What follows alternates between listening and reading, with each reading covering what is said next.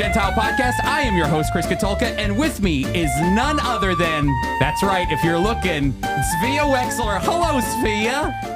Hello, Chris. How are you? I'm doing good. Pull that mic close to you, Svea. Listen, Svea is Jewish, so she's filling the seat right now of the rabbi himself, the one and only Mr. Steve Herzig. Svea, I definitely won here. Steve Bupkis, you beautiful. This is fantastic. Thank you so much for being with us today. Thank you for having me. Well, listen, we have a great show lined up for you. We're going to have Svea on talking about the amazing work that she's doing to help wounded IDF soldiers. And we also, don't worry, Steve's with us. Hey, Steve, how you doing? Doing much better than I was over the weekend. COVID got my wife and me and hit us right where it hurts. That is why Svea is sitting in your seat right now. And by the way, she is 1,000% better than I am. You have a much better looking Jewish person for the Jew and the Gentile podcast. Well, now it is the Jew and the Gentile podcast. It's the Jew-S. The Jew-S. That's right. And not only that, Steve, but she is also an Israeli. And Svea, it's so great to have you. Thank you for being a part of the Jew and Gentile podcast. Thank you so much for having me. Now, Svea, why don't you tell everybody who's watching, listening online, tell them the organization that you serve with, and even later on, we might be getting a word from the chairman of your organization who's in Israel right now. But why don't you share about the work that you do serving the Israelis? Well, unfortunately, the work that we do, especially around this time, is crucial because we are taking care of the defenders of Israel, those that got wounded during the war, current war, and the war since Israel became a country. For about 76 years, the organization is in Israel. We are the friend of this organization in United States, and we call Beit Halochem USA, FIDV, for the last 43 years. Beit Halochem. Beit Halochem. Beit Halochem, which is House of the Warrior. The Warrior, House of the Warrior. That's what that means. And the main purpose of Beit Halochem, that's going to take a moment from me. Chris. Yes. Get the I know, I'm trying. The House of the Warrior is to serve those who have been wounded in battle. Correct. Okay. And maybe for people who watch the news, they might see a commercial like Tunnels to Tower, which helps wounded warriors, and the Wounded Warrior program here in the United States. Is there similarity between what we see, how we're helping wounded warriors here, and Beit Halochem in Israel, and who you're serving with? Well, I would say there is a similarity, but Beit Halochem is just a center for them to come and get services. With Tunnels to Tower, from what I understand, it's more like housing. Yeah. That they go and stay, and it's a facility that have everything for them. In Israel, then it's not like that. We have actually 4 centers in Israel, one in Jerusalem, one in Tel Aviv, one in Haifa, and one in Beersheba.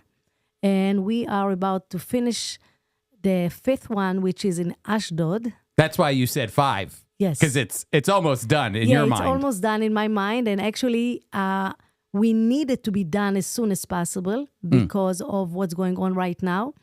And the 5th facility is going to serve not only the physically injured soldiers, but is going to give for about 80% of the facility will give the services for PTSD, which unfortunately at this war, we see more and more. As of now, we know that we have over 10,000 PTSD, and we cannot forget that we have those that got physically injured, which right now we got the number of over 6,300.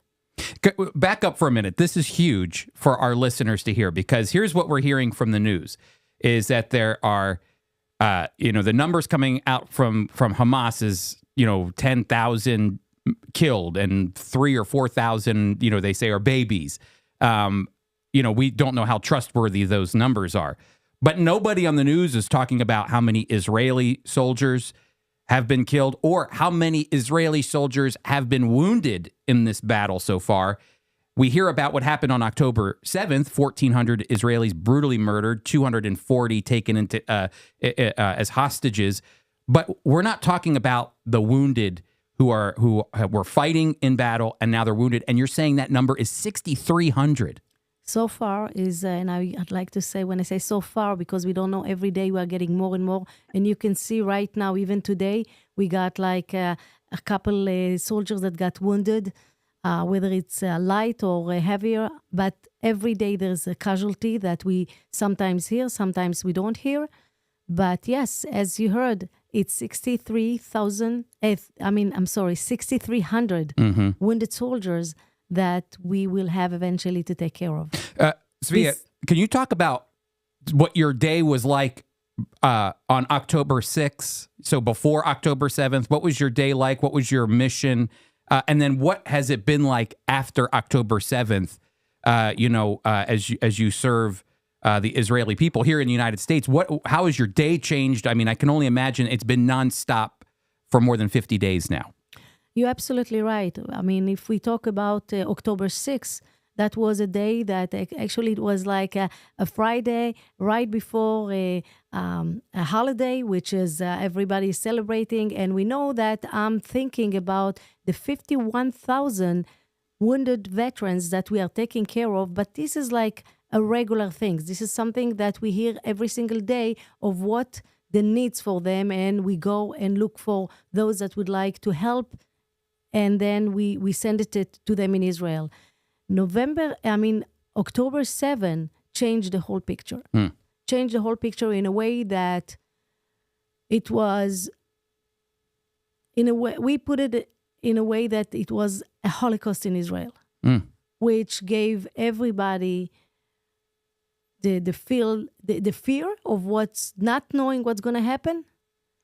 You said the number of those that got killed and the number of those that got wounded and number of those that got taken as hostages and so on. But every single day right after that, we heard about more and more casualties and more wounded and more killed. And that was a nightmare. Steve, I can't help but think when Svea is talking here about the importance, you were speaking to her earlier about how Christians had stepped up to help support Israel and the Jewish people. And, when I hear what Svea is talking about, it makes me want to get to action and to help her and to help this organization. But this is really important for those who are listening to hear about ways that they can connect with Israel and to help those who have been wounded in battle, helping the IDF during this time. Chris, these are unprecedented days. Svea was talking to me about that before we came on, and you heard her talk about Holocaust-like. For any Israeli to talk that way, it hasn't been that kind of talk because they've always been in a free place and they have fought valiantly in all the wars. But this time, there were 3,000 or so who came into these kibbutzim, these communities, and just did horrendous things. And their help that they thought might be on the way was further away than they thought. And it took hours and hours, allowing all kinds of things. Chris, this is unprecedented. But at the same time, believers certainly around our country, North America, and around the world have rallied around Israel like no other country. And that's the biblical connection that believers have with Israel and the Jewish people. Svea, you were telling me a story because, your mind goes to, you were talking about the centers that you have in Jerusalem and Tel Aviv and Haifa and how you're building one in Ashdod or Ashkelon? In Ashdod. In Ashdod.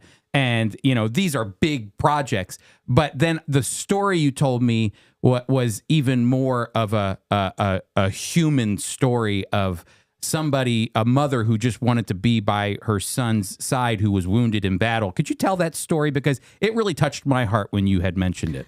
Absolutely. I'm going to say this story, but this is really Idan's stories. Idan was visiting the hospitals, going from one room to another, visiting the wounded soldiers. And as he's going to one of the rooms, he's talking with the parents, talking with the family, talking with the wounded soldiers. And then all of a sudden, one of the moms start crying and saying, he was thinking she's crying because of the situation, but he asked her and she said, no, I'm crying because I don't want to leave the bed. I want to stay next to my son. I don't want to leave this room. So what's the problem? She said, I have 2 younger kids at home and I have no one to take care of them. Idan looked at her and said, what's the problem? Give me the address. She gave him the address. It was exactly 20 minutes. And she has somebody in that apartment taking care of these kids, feeding them, and she did not have to worry about it. This is, Steve, I'm going to tell you, this is so Israeli to me. That's the Israeli heart. Number one, that you trust a stranger to go take care of your kids. I only ever sense that in Israel, but then Israel is such a like the whole country feels like one big family dinner together, all the time. And this is exactly, when you tell me that story, it's amazing to me. But I also have been over in Israel enough to go, that is the Israeli DNA. Cool. Well, Chris, we have a Yiddish word. We used it, I don't know how many weeks ago. It's called kvel. You kvel, you feel so good, so proud. When you hear a story that in 20 minutes, he was able to find someone to take care of that need, you just kvel over Israel, and that's the Israeli way. And what a blessing that is. You just can't help but kvel. Mm-hmm. That's I'm kvelling right now. I'm kvelling over we're Israel. both kvelling. We're kvelling. Svia, do you want to share? I know that you have a ton of stories, but I think they're good for our audience to hear. Do you have another one you'd like to share? Well, I tell you what, I cannot think about another story at that moment, but I can tell you, as Steve mentioned, Israel is one big family. And if we go back to Beit Halochem, every center in Beit Halochem is coming together as one big family. And one story I actually can tell you that during this war, a lot of the people who works at Beit Halochem was called to go to the IDF for reserve. At that moment, we were short with people to help. But at the same moment, we had tons of volunteers, teens, women, anyone that did not even leave their home knew that they have to go to Beit Halochem, no matter it's Jerusalem, Haifa, Ashdod, not Ashdod. I keep saying Ashdod, but it's my dream that is going to come. Of course, I know that feeling. But Tel Aviv and Be'er Sheva. Everyone came together to help and do whatever they can to make sure that these wounded veterans will get whatever they need. On top of it, I can tell you that during this time, the newly wounded soldiers in the hospitals got everything they needed. Everything. It's also covered their meals. Like some of them or most of them ask for a tablet, like a computer, just so they have something to use to see the family. It was the next day. Even clothes, because when Idan went to visit, he saw the parents with the same clothes because he came the day after day. And so what's going on? You didn't take a shower? Yes, but I cannot leave to go to get my clothes. Mm-hmm. He makes sure that she has something to change. That's amazing. It's amazing. So you've been hearing the Hebrew word Beit Halochem, which is the house of the warrior, but in the United States, it's the Friends of the Israel Disabled Veterans. And you can actually go to their website, which is FIDV, as in Victor, FIDV.org, to find out ways that you can find out more about the nonprofit, and also how you can give and support them here in the United States. And they also have a Canadian arm as well for our Canadian listeners. Again, here, though, in the United States, it's FIDV.org. And just for a fresh reminder to our listeners, the Jew and Gentile podcast is sponsored by FOI Equip. And listen, for our FOI Equip listeners, Steve, this might be new to you. I think we had discussed this earlier, but we are actually going to have Svea teach a Friends of Israel Equip class, Steve. She's going to teach a class. Oh, when is that going to take place? It's going to be, this is all fresh for our listeners. She's teaching a class in January, and we're going to hopefully bring on Idan, and we're going to bring on maybe even potentially, don't hold me to this, but maybe even a soldier who's been wounded. But we're going to have Svea come on and teach and give us insights as to what's going on in Israel and the ways that we can help support the IDF through the Friends of Israel Disabled Veterans program. So that will be coming out in January. But before we get to that, we have a class coming up, two things coming up actually in December. The first is we want to take an opportunity to pray for Israel. So if you go to our show notes right now, there's a link to register. And through FOI Equip, we're going to be praying for the state of Israel, the Jewish community. We're going to pray for their peace and their security during this very difficult time. It's going to be an uplifting night for believers who want to pray for Israel and the Jewish people. You can register by going to the link in the show notes. And then also, Steve, I'm going to be teaching a class called Oh, Little Town of Bethlehem.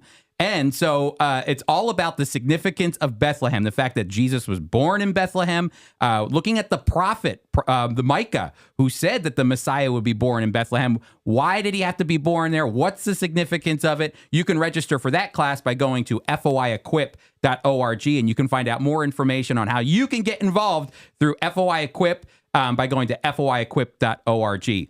Chris. Yeah, go ahead. Yes. All right, if you've just talked about Equip and how important it is, and I hope that people will tune in to both your class and Svea's class. But hold up the mug. We want to make sure that people know that we're raising money for Equip, and one of the ways they could give is by getting a Jew and a Gentile mug. Well, first of mug on a mug. Mug on a mug. But Steve, I'm glad that you said this because I actually, hang on a second. We have two gifts for Svea, Steve, and the first gift is right here, a mug on a mug, okay? Good. So Wow, I'm glad that's Svea nice. has it. She'll probably wrap it in foil so nobody knows who it is, but that's okay. At 14 ounces, she could put soup, coffee, whatever, even if she wants to cover it up, which she wouldn't be the first. Well, you know, what I should do is print her face out and stick it over your face so that it looks like Then you just upgraded the cup. All right. And now I have another gift for Svea, but we're gonna give that to her in a little bit. Svea, we want to talk about coming up pretty soon is Hanukkah. Do you have any stories? Number one, you were telling me during lunch that your family comes from your background is actually in Iraq. Correct. And we were talking about all the amazing foods. And you yourself are a fantastic chef. You already said that this is on notice now, everybody, and on record that Svea said she would help teach me how to make Israeli salad, which is huge. But I'm sure growing up, Hanukkah has meant a lot to you growing up. Do you have any stories of growing up, Hanukkah, whether in Israel, here? You have your own kids? Yes. Well, Hanukkah is a festive holiday. I mean, as a kid, we used to wait for that because two things. Once, we don't go to school. Yeah, that's a good one. Second, we know that every day we get our gift, whether it's money or anything else. And the best part of Hanukkah was the stories after lighting the candles. And the stories, I know that my father used to sit with us and tell us the miracle stories, not necessarily related to Hanukkah, but any kind of miracle stories from his life or anything that he heard from his father or any kind of miracle story. And that was something that we were sitting and waiting to the next day to hear the next story. And sometimes he will tell us one story and not end up the story. So he makes sure that the next day we all be there to hear the end of this story. Oh, he was the ultimate storyteller. Exactly. Oh, that's fantastic. Steve, do you have any stories of growing up in Hanukkah? I have lots of stories, probably not as good as Svea's stories, but yes, we got gifts, but I always compared them to my Gentile friends. And My mother, we didn't have a dollar store, but my mother would buy little tchotchke gifts. We've used that Yiddish word too. And each day for 8 days, you get a little tchotchke gift. And if I put them all together, they didn't rival any of my Gentile friends.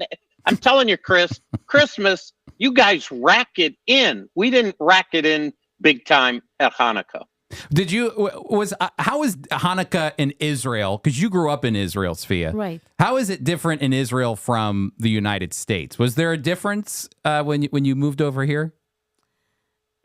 Not really, but it because of the fact that it's a festive holiday and everybody is celebrating.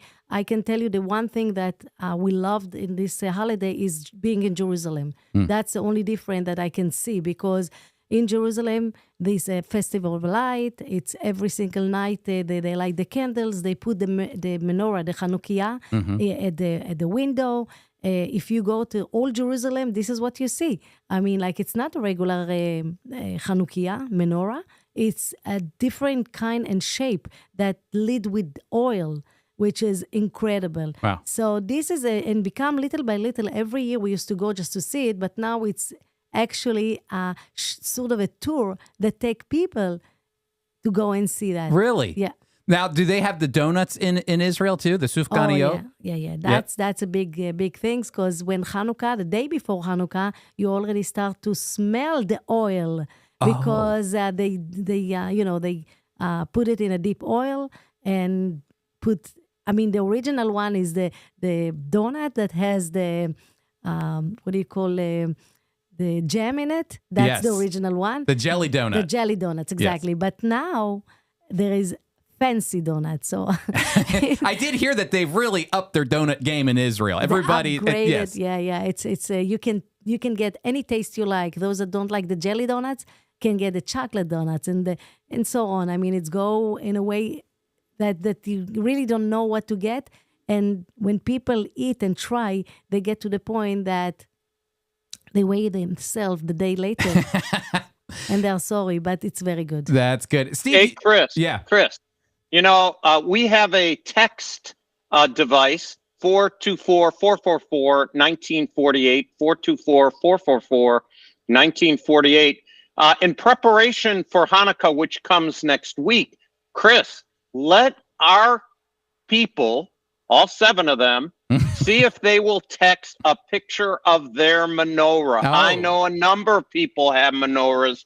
Wouldn't it be great to see the different menorahs that are out there, Chris? That would be great. So they can be menorahs from anywhere. So text them in. The number's 424-444-1948.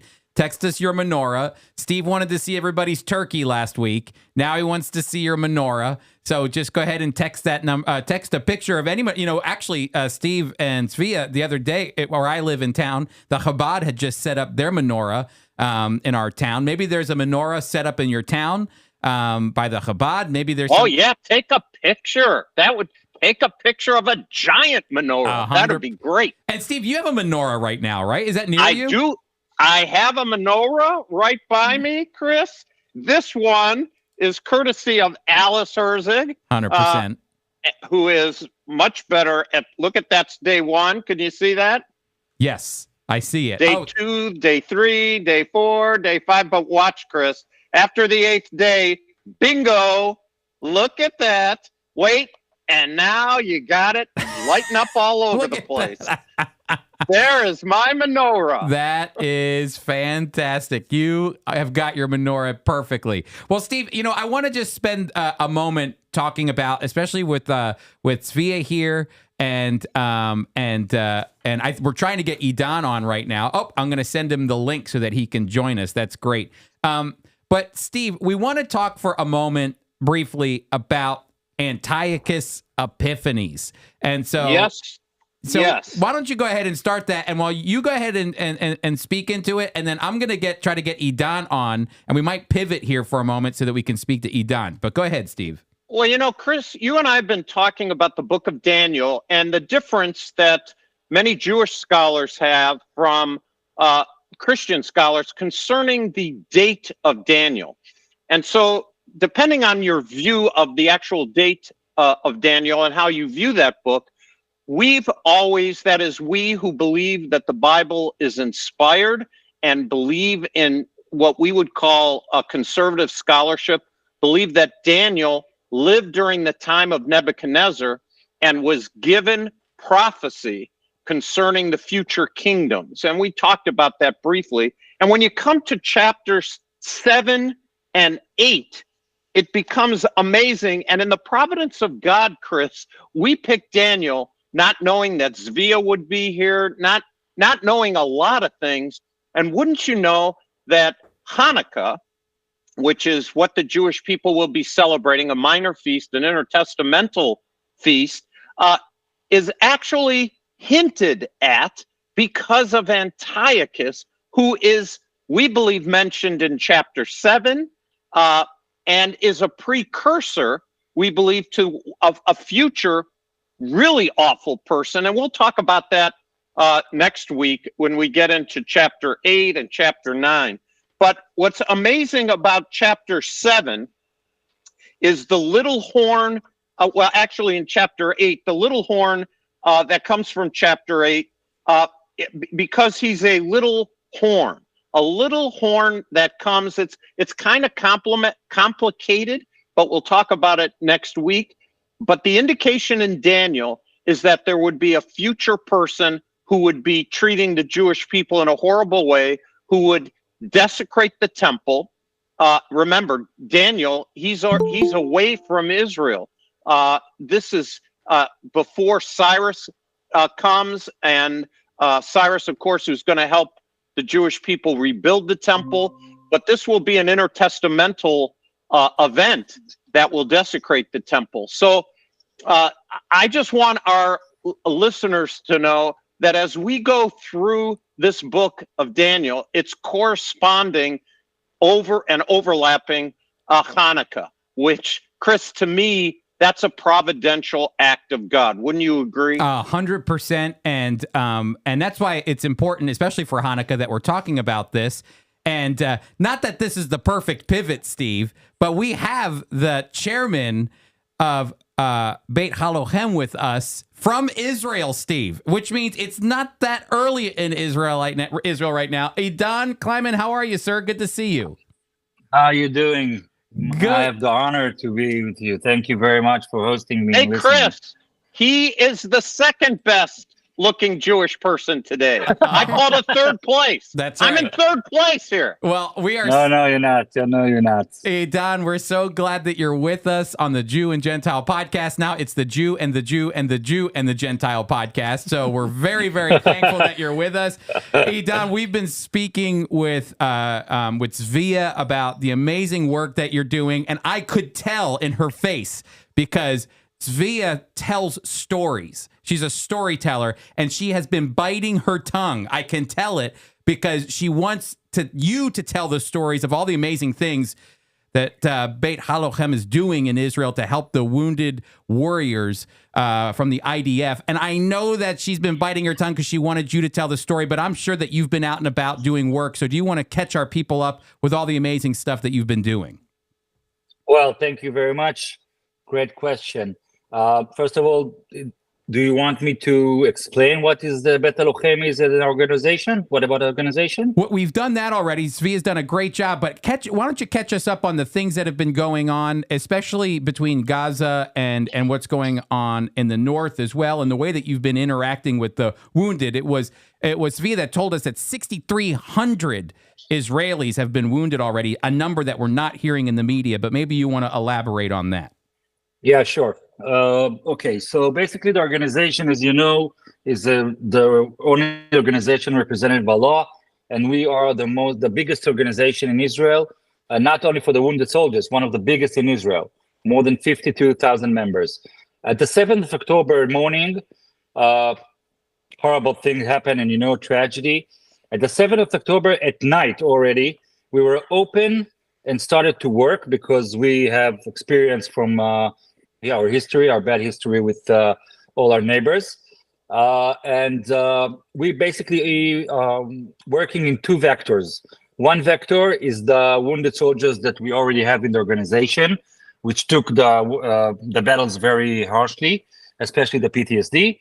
and the other vector is for the new wounded soldiers. So what we did is we basically opened the same day 2 call center. One is a passive and one is active. The passive one is for emergency 24/7. Any veteran or one of his family who feel something's bad happen or needed help, doesn't get medicine, need us to bring in food, clothes, anything. This call center was open and was basically we're taking by employees for the organization or volunteers. The active call center finished yesterday and called all the 52,000 members to their home, asked them what they need. And we divided to green, orange, and red colors. And you remember the scene from Saving Private Ryan when they took the paper and go to someone, and this someone took the paper and go to somebody else. Mm-hmm. So we didn't have the time or the privilege to open something high-tech. What we did, we brought 25 cellular phones, put 25 volunteers with a paper with those colors. We put at the end of the hall professionals from the organization, the volunteers. If the person says, hey, everything is okay, thank you for calling me, I don't need anything, it was green. If they located that between his words is in some kind of distress, they gave it, they painted it, and they gave it to this person in the end of the hall. And this person made a call to this person, and then we opened what we call a case until we finish it. The red we took it immediately and took it forward to the Ministry of Defense and the Rehabilitation Center. Other than that, we evacuated families before the state can do it, before Israel, the government decided. We already understood that we have a lot of PTSD in Gaza, near Gaza, or in the north. So we evacuated more than 200 families to hotels.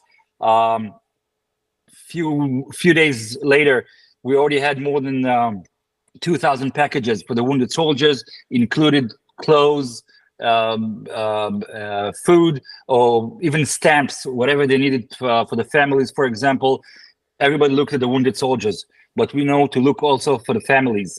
And if you see the father and mother sitting in the hall almost 16 hours a day, waiting for some good news, praying for something, that the doctor will go out and say, listen, your kid woke up, you can go into the room. So we brought them food and coffee and clothes and whatever they needed. Amazing. Also, we opened the special teams. I established a special teams who called Beit Halochem teams, who are divided to all the hospitals in Israel. We made over 1,200 visited in those weeks. Those teams go with the shirt of the organization saying behind Beit Halochem teams and the same faces. So the wounded soldiers will recognize them, and they go to the hospital between 3 to 4 times a week and asking the families and the wounded soldier what they need. Okay, but not medical wise. Medical wise, they're in the hospital, they're okay. But there's a lot of social things. For example, we had a soldier who was in the Israeli Navy SEALs. He had 5 children, and his kid needed a bat mitzvah, okay, 2 weeks from now. And he says to me, listen, whenever one of my kids have something, I'm the one who organizes it. And now I'm here in the hospital, and I don't think my wife knows who to call and what to do. So we just took charge on the event, and we are doing the bat mitzvah for the girl. That's okay? amazing. Other things that were amazing, that you talk with soldiers who've been in amazing fights, and saw terror, and they were so brave. And this guy don't have hand, and so many shreds and scars and whatever, and then he says to me, you know what pisses me off? And I says to him, what? And he said, my sunglasses was left in the battlefield. And I said, what, you kidding me? I'm going to buy you 10 sunglasses. I'm happy you're here. Oh, who gives a, how about you care about the sunglasses? My God. And we bought it. And we had another soldier from the Givati Brigade, which is like the Marines. And he was in a really, really bad battle. And then his iPhone was not lost, it was broken. to see his face when I bring him new iPhone, it's a small things, but just says to him, listen, you lost it because you went out and fight for us and protected us. So we will make sure that you will get it back, okay? We cannot bring him his leg back. We cannot bring him his soul back, but we can take care of the needs after that. But we also have a long-term goals. And guys, listen, we have 6,000 wounded soldiers, but now the good news, if you can say, that 4,000 of them are basically wounded, that stitches and go back home, okay? We have 2,000 of the 6,000 that already recognized as a wounded soldiers for eternity, we call it a disabled, okay? And the Minister of Defense already gave them the position of being in our organization. And we are waiting. We are basically in Yom Kippur mode, Yom Kippur war mood. We understand that there's really bad wounded soldiers. Amputees, shreds, blind, paralyzed. But we know how to take care of them, and we will help them in their journey. But what we are now starting to get ready for it, it's the PTSD. We know that we're going to have approximately 10 to 15,000 soldiers, and not because the war, it's because they saw in the South horrific images. Okay, and I don't want to have any burden on your listeners, but it was like the Holocaust and even worse. Okay, if you can say. I cannot believe that I'm saying something worse than the Holocaust. Okay, it's the Holocaust. It's in a Holocaust, you cannot say worse or not. It's a Holocaust. When you see babies burned and old women and children I don't want to repeat it because I don't want to do I don't want to have a burden on you, on your listeners. But those soldiers are basically, when you say a soldier, it's a 19, 20 years old person. And he comes back home, and when he saw a baby with no head, then it's something that could never go out from his soul and his mind. And what we are dealing now, a national crisis for us, for the soldiers, is two things. One is how bad is the PTSD. We're talking about now at least 1,000 soldiers already in medical facilities with really, really, really bad PTSD. We are not laughing about it, but like I'm saying, it's not PTSD. It's present trauma. It's not post trauma, because they're still in the war. And the second thing is the mass. It's how many people comes, because it's a different to deal with 1,000 people than to deal with 10,000 people. All over Israel, you have 13 psychiatrists, 1,300, okay, 1,300. And when you're talking about tragedy in this scale, you need to remember that most of the Israeli wars were out of the borders of Israel. And this time, it was in the borders of Israel. So it's not only the soldiers, it's about more than 80,000 citizens in Gaza, near Gaza, which also suffer PTSD. So we are fighting to take each and every professional that we can have, and we have two things that we're working now. One is to double and triple, and even more than that, are my employees, which is more than 500. There's going to be like 1,000 employees, which psychiatrists, psychologists, physical therapists, student therapists, etc., etc. Also, the young ladies that are professional and wonderful, that welcome the young when they come first time. I double the teams. And the second thing is to open the 5th Beit Halochem in Ashdod, which is in the south. It's going to be in a center for PTSD, National Center for PTSD. It was supposed to be open in 2027, the beginning of 2027, and I ordered my team to open it in the middle of 2025. Wow. I told them, instead of 3 years, you have 1.5 years, and I don't care how it's going to happen, but it's going to open. So the good thing is the Beit Halochem Ashdod is built by cubes, so I can open it. I mean, I can open the first cube and build the second cube and go, etc., etc. So the first cube, instead of being the hydrotherapy pool or the swimming pool, it's going to be the house for PTSD. Okay. And I already talked with some hospitals, and I told them I want your professional teams in, and everybody wants to work with the organization because it's a respectable organization. So Ori Tel Shomer Shiba says, okay, we want to go in. The second thing, we have a place called Bet K, the name of K family who contributed this place in 1953.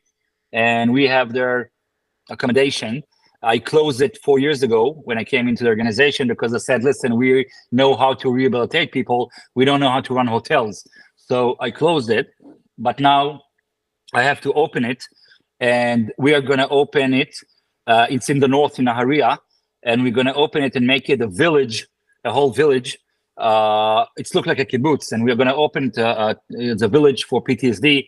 So all the soldiers that come to our organization and they're not stabilized yet and have a severe situation, we can take them there and make them, sessions for 4 days, for a week, for 2 weeks. It depends what the medical team will say.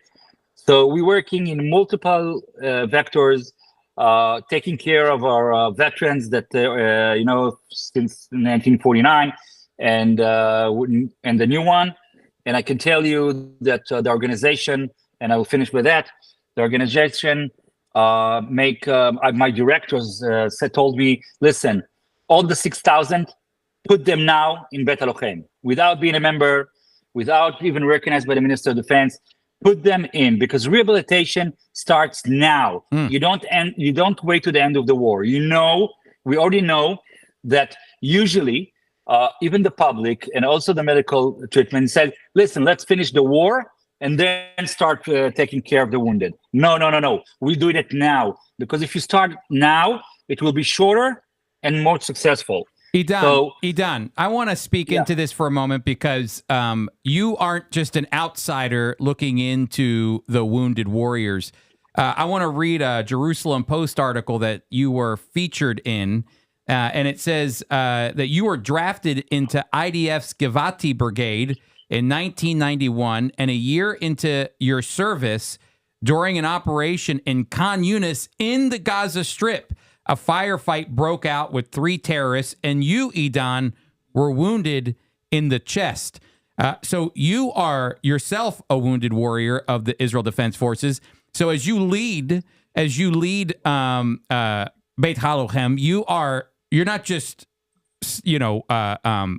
trying to help wounded warriors. You're speaking to them as a wounded warrior yourself. How does that change the way that you lead and guide the organization? Amazing question. It's changed everything. First of all, yes, as you said, I was wounded as a Givati Brigade, engaging 3 terrorists. 2 were killed and 1 were captured, but I paid a heavy price. You can't see it here, but I'm paralyzed from the chest down and confined to a wheelchair. When I go, first of all, to 2 dimensions. The first one is when I go now to the hospitals and speak with the wounded soldiers, the first thing I said to them, hey guys, it's happened to me 31 years ago, on the 10th of November, 1992. So all the barriers are going down, and they understand that, hey, this guy that speaks with them, it's one of their own. Okay? So it's the guy that knows what the feeling is to get shot in the chest, wake up in the hospital 4 days later, when 3 doctors stand around you and says to you, from a warrior, you're now paralyzed. From a wounded soldier, you are handicapped, which is a very huge jump from being wounded to understand that you are basically cannot do it and cannot walk, and it's going to be forever.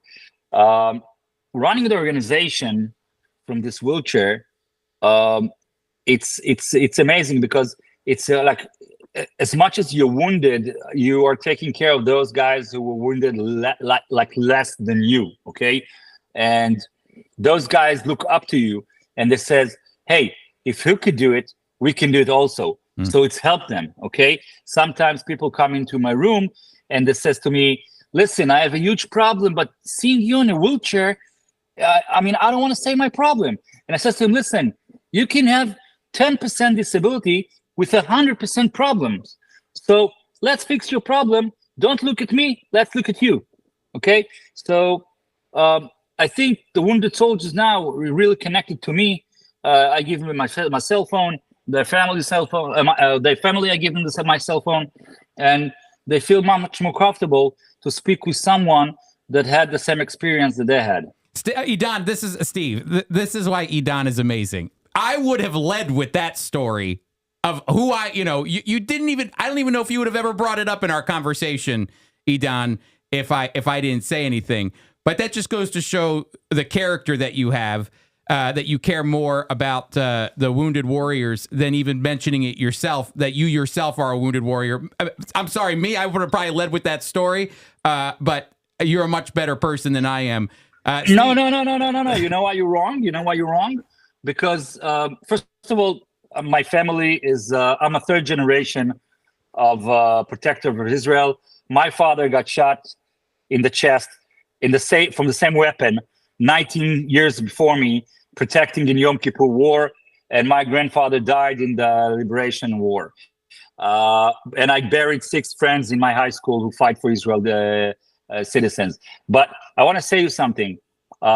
Everybody thinks like you said, and I want to say something that maybe will surprise you. I get much more than I give them. Okay? When you are taking care of your fellow soldier, and he comes to you and smile to you after you went to your room with tears, or he says to you, "You saved my life, my friend," or whatever, you get much more yourself. Okay? They are the fuel for what I'm doing every day, being with me. I just give you an example, a small example for what the Brotherhood is. 3 years ago, I had a leukemia. Not enough that I got shot in the chest. God decided to give me another try, to try me in another thing. And he gave me, I had a leukemia. So in the hospital, it says to me, listen, we're going to give you blood and during your treatment. So can you please find 25 people that will agree to give blood? And I says to them, okay, I'll try. And 2 days after, the nurse come into my room and says, listen, you got to stop your friend from the organization. And then 250 people called us. You need to stop it. We cannot, the blood bank cannot deal with that. And because those guys was not only agree, they was very angry that they didn't call them to go to the hospital and give blood. So this brotherhood is for life. And I think every person that know what it to be with combat with your friends, understand the story. You know, Chris, there's a passage in the Psalms that said, behold how good and pleasant it is for brethren to dwell together in unity. This is such an example of unity, of a need arises. It's such a blessing, Idan, to hear you and to see how you've given, and then there's opportunity for those who you've given to give back. And that is such a wonderful story. And this kind of the kinds of things that Israel is experiencing raises up people who can't change what happened, but they can help since it did happen. Yeah, and the organization also helped not only national but international.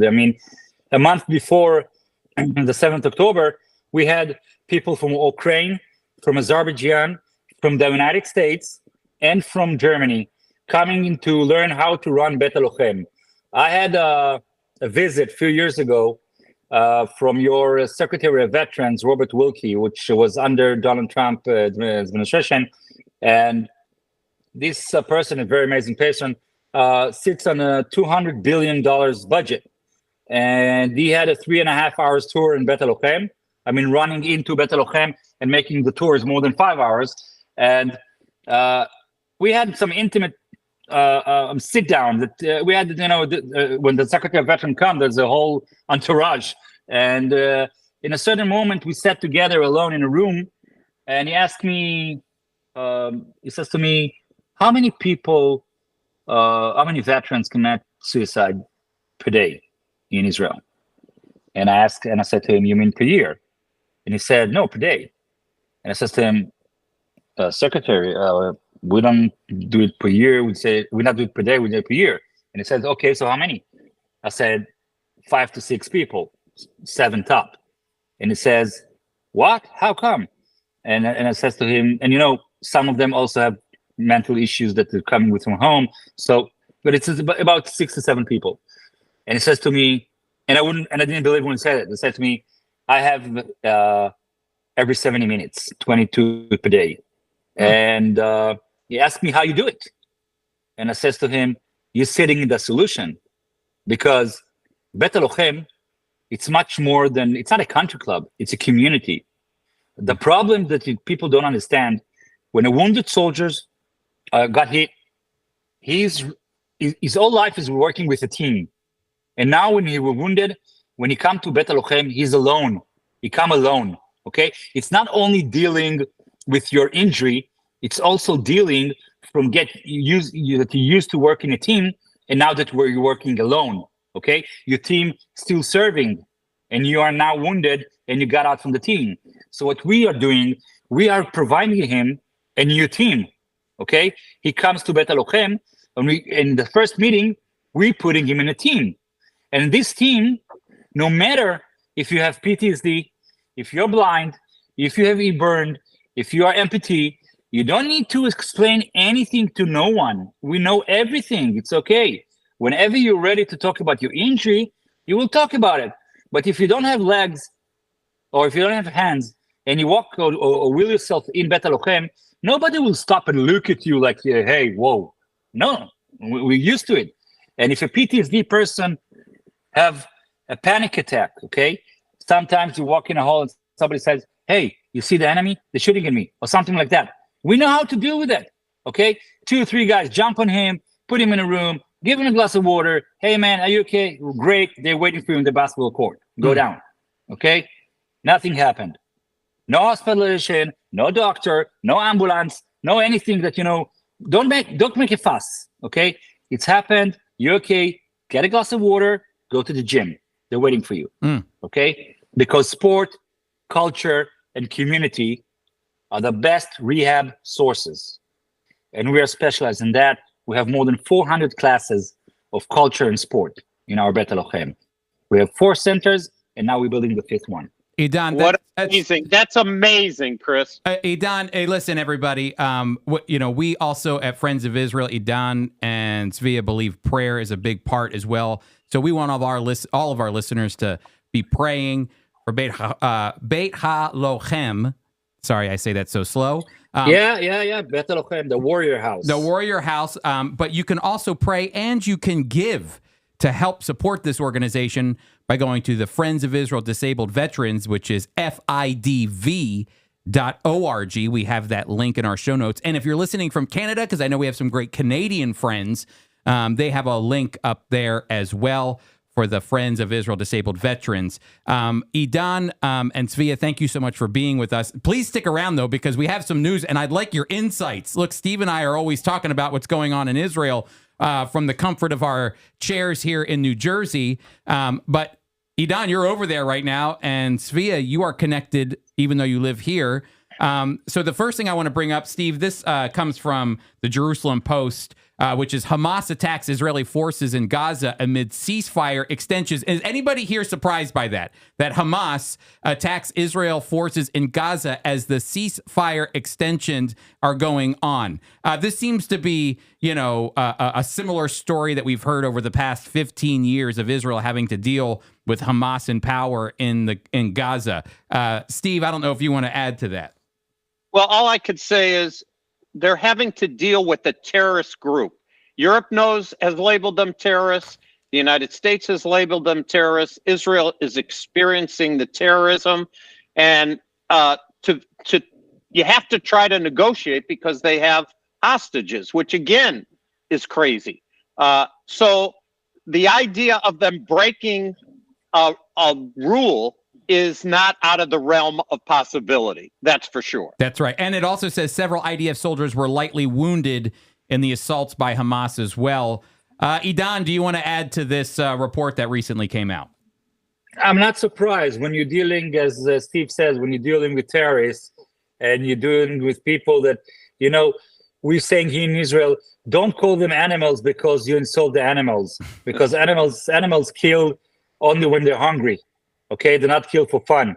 And when you deal with people that can put babies in a situation that they take their parts of bodies, and you kill pregnant women, and you enjoy it, and you call your parents doing it, and your parents says hallelujah, then you understand that when you're dealing with such people, no deals on the table, and you cannot trust those people. And I have a problem to call them even people, because it insults you and Steve and your listener to call them people. It's not in the same. It's not a war between civilization, people. It's a war between civilization and something very dark. Okay, it's a war between democracy and people that don't believe in your way of life. And when I see, just the last sentence, if I may, please. When I see people in universities like Yale and Oxford and really in a very high institute cheering for them, I'm amazed, because if you saw what they're doing to gay people, if you saw what they're doing to somebody that is Christian or Jew or something of somebody that don't agree with them, okay? It's not that they argue, okay? We can argue all day and finish as friends. They will take you out to the roof and throw you out, literally, okay? There's pictures of them do it to their Arab neighbors. So it's crazy. So thinking that you can deal with them in diplomacy and those ways, I mean, those guys are ISIS. So need to say more? We always say this too, Idan and Svea, is that, everybody's surprised by October 7th. Here at the Friends of Israel, we were not surprised by October 7th. We actually have magazine articles from Israel My Glory, the magazine that we produce, back in 2006, 2007, when Hamas took control. And our writers then, Christian writers, were calling Hamas a genocidal organization. Why? Because they were saying it out loud. They were launching thousands and thousands and thousands of rockets into Israel constantly, and the media turned a blind eye until when? Until Israel would have to respond.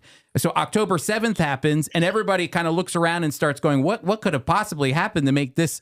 It's been going on it's just amazing to me how disconnected, even the media can make it seem that they wake up October 7th. But the reality is that the Hamas has been saying the quiet parts out loud for so long. And then finally, October 7th did happen. And now Israel has to respond this way. But it's just amazing. It seems like the world is waking up when really this has been going on. They've been telling us what they've been wanting to do for many, many, many years. You know what most amazed me? I served in Gaza in 1992. Okay, it's one of the most beautiful places on earth. I mean, they could do this place. They could do amazing things. Okay, and so I heard somebody very smart saying, when you put money and instead of building up, you building down, it says everything. Okay, instead of building hospitals and universities and high schools and all the things, that amazing thing that like you build in the state, when you build tunnels and buying weapons, instead of giving your citizens food and culture, it says everything. Okay, and I want to remind you that when we gave them back Gaza, most of the Jewish settlers there left their home and the greenhouses for the Palestinians to come and work, believing that if they will have a financial state that they will be okay, they don't seek for terror. And what they did, they burned the greenhouses and they ruined the houses and started to build tunnels and bring weapon inside. So, I mean, as I said to you guys, it's not a war between civilization. It's a war between civilization and something very, very dark. And the truth to be said, if Israel is not here, you guys are the next. Chris, truth have to be said. Chris, this has been such an upgrade with Zvia and Idan here. 100%. I'm glad they're not going for our jobs because we'd be in big trouble. 100%. I know. I'm proud of my job, and I'm proud of, and this is the Israeli way. This organization, the organization I run, was basically established by the wounded soldier themselves, and it's run by the wounded soldier itself. And the Warrior House is financed by the wounded soldier themselves. You expect the government to run it, but no. We said we are not waiting to no one. We're taking our life on control. And whenever I speak with American wounded soldiers or a British one, or Australian one, I always says to them, listen, take your destiny in your own hand. Don't wait to nobody else, okay? Luckily, we have good people like you who contribute and help us financially. But if you won't do it ourselves, you guys cannot help us, okay? This triangle between the government, the organization, and you guys all over the world, this would make it's the safety net for the wounded soldiers and the one who protect democracies. And I want to tell you something. Last story. I talked with a guy that lost his leg, okay, Golani Brigade. He got shot in his leg, and without a leg, he killed 2 terrorists, okay, lying on the floor until he lost blood and fainted. And this guy is 20 years old. And we speak, and he says to me, you know what? I thought that if I will lose my leg, I will be down and I don't have a life. But when I woke up, I understand that I did it for the world. Not for the state of Israel, not only for the Jews, for the world. Those guys in Gaza now, when you speak with them, they will tell it, we do it to the states of Israel, but we do it for the democracy of the world. 100%. People understand what they're doing there. 100%. Okay? Yep. Hey, we talked about that, Idan, and I'm really glad you backed that up, Chris. I want to end with one more happy note here, though, Steve. Argentina is switching here. We talked about the president-elect Javier Milei, but who would have thought this, Steve? And Idan and Zvia, I think you'll get a kick out of this. But the newly elected president of Argentina not only flew an Israeli flag and plans to hopefully move the embassy of Argentina from Tel Aviv to Jerusalem, but while he was in New York, in Queens, he went to visit the Rabbi Schneerson, the Lubavitcher rabbi's grave, to offer thanks for his surprise victory. He's a Catholic himself. So anyway, as Steve would say, sei gesund, live and be well. But that's an interesting one to me, Steve. Hey, Chris, the first place he's going after December 10th, his first international trip is, take a guess, Israel. That's amazing.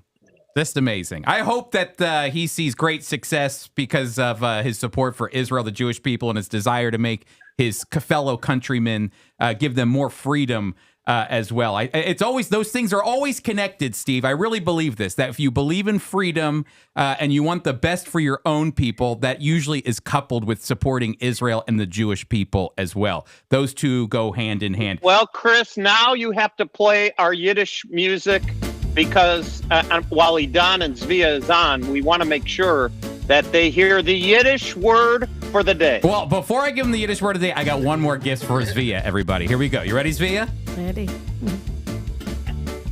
Zvia, on behalf of Friends of Israel, happy Hanukkah. Oh my God. Thank you so much. Here is your Hanukkah gift box. Merry Christmas, guys. Thank you.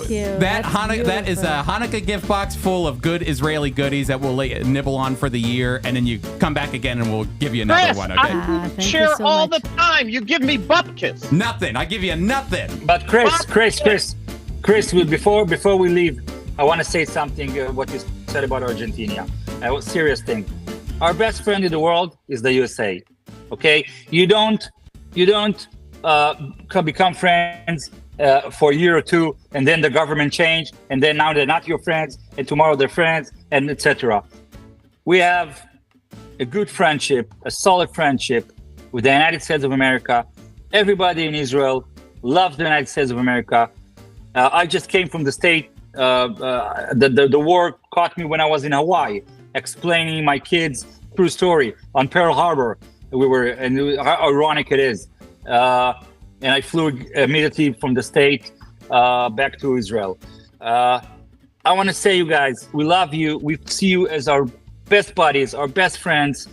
and we don't take it. And I mean, we always working on it, and we don't see it as something that come for free. I mean, we work on this, and people need to appreciate it. And we appreciate your friendship. If it's democracy and Republicans, we don't care.